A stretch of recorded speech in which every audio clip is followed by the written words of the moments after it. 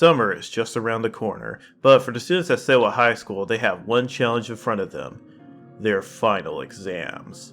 These exams will determine whether their summer vacation, as well as their lives, will be pleasurable or painful. Youngho, feeling very confident, makes his way through these 2 days of exams to reach the upcoming vacation. He even finds time to impress the ladies at his school with his skills as well as his teacher. He then returns home to chat up with the ladies before heading to bed. The next morning, Youngho gets ready to take his exams. However, he notices that he has already taken these exams previously. In fact, the exams he has taken from the past 2 days have kept repeating themselves over and over again. Something wasn't right. As Youngho began to dig into his current situation, the environment begins to distort and change around him. Eventually, he finds out he's not back in the real world at all. He was still within the shadow dimension known as the Coma and must find a way out. However, he was still being pursued by the Viscious Sister that took over Sehwa's body in the first game and is now enacting her devious plot to enter the real world. Youngho is eventually saved and guided by the Note Man whom he met before to find a way to not only escape this nightmare for good, but also to survive within it. The Coma 2B Catacomb is a game that takes place between the Coma recut and its sequel, Viscious Sister, and follows Youngho once again. We catch up with him after the end of recut to see what he has been doing in the period between the 2 games in Catacomb. The game retains the same style and mechanics from Viscious Sister, but also adds some new mechanics and tweaks to the gameplay. You'll also revisit the location seen in Viscious Sister, along with a new location in the Catacomb in 2B. With this focus on Youngho to not only bridge the events of the 2 games together, but also give Youngho the character development he needs, is the Coma 2B a worthy follow-up to Viscious Sister, or should it have remained in summer classes? Let's find out what works in the Coma 2B Catacomb in The Good. All the improvements made in Viscious Sister return in 2B with other tweaks to the formula. Many of the environments from Viscious Sister make a return in this game along with a new area called the Caves. Once again, you'll be exploring these environments to find items, hints, and clues as to how to proceed with your predicament. This game continues its streak in making the player feel absolute dread with a sense of isolation and not knowing what may lurk around the corner. I do like some of the new environmental hazards that make an appearance, like the sticky puddle that slows down your movement for a bit, and the CCTVs which can hamper Youngho's vision.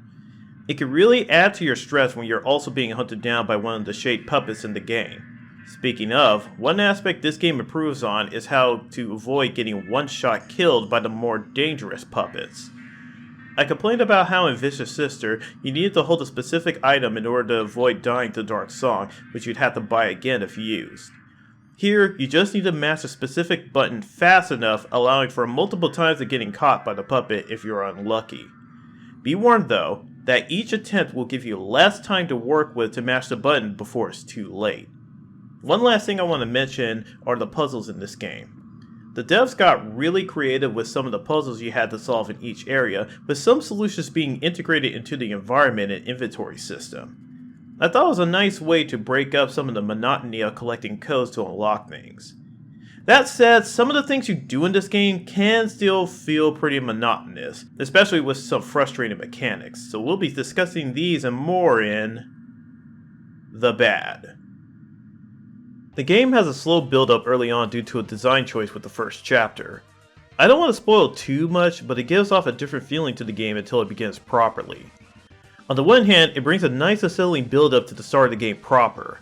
On the other, since this is the 3rd entry into the series, it feels a bit pointless to do a long fake-out like this.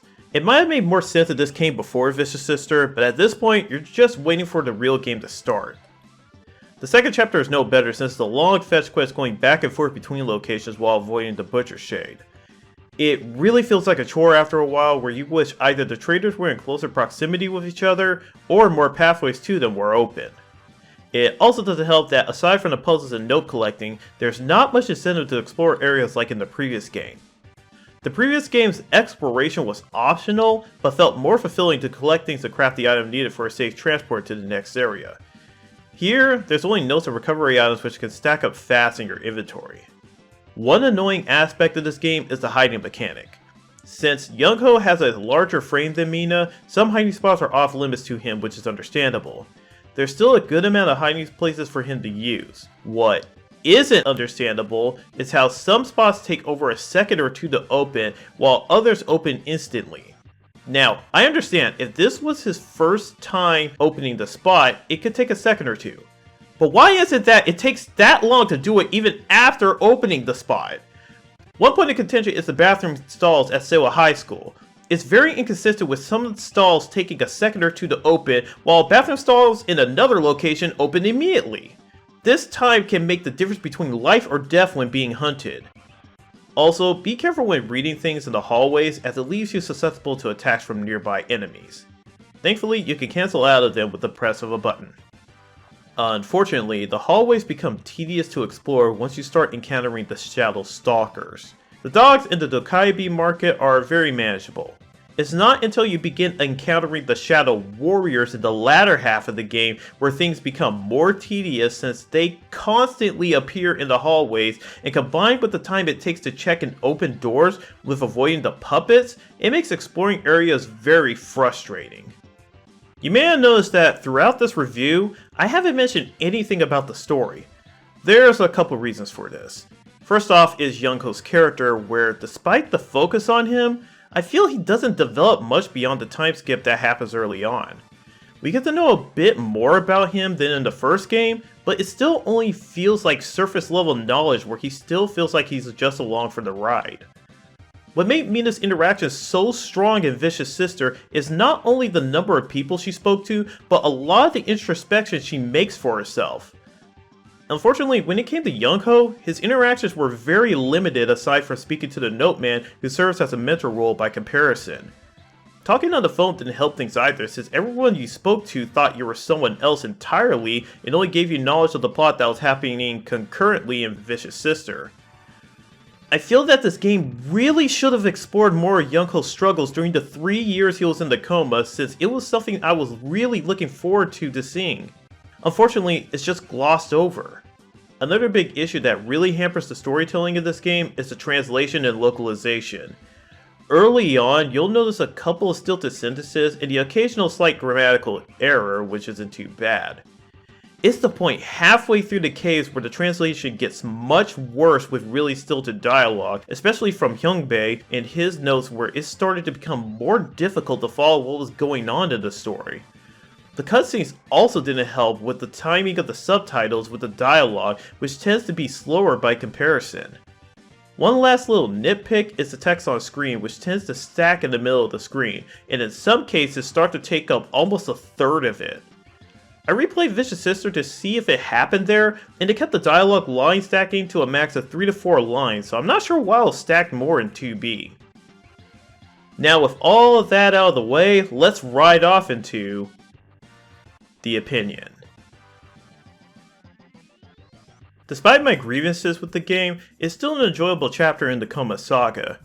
It fills a couple of gaps from Viscious Sister's story, along with introducing some new game mechanics and puzzles that make the experience just as fun and scary as the previous game. That said, I feel this game was a missed opportunity to explore Youngho's character on a deeper level than what we got, and the flaws in the gameplay are starting to show that need to be addressed. Hopefully in a new chapter of this series, if it is to continue, improvements can be made to the formula. By the time this goes up, I hope the translation and localization issues become resolved, since the rough translation really hampers the storytelling of this game.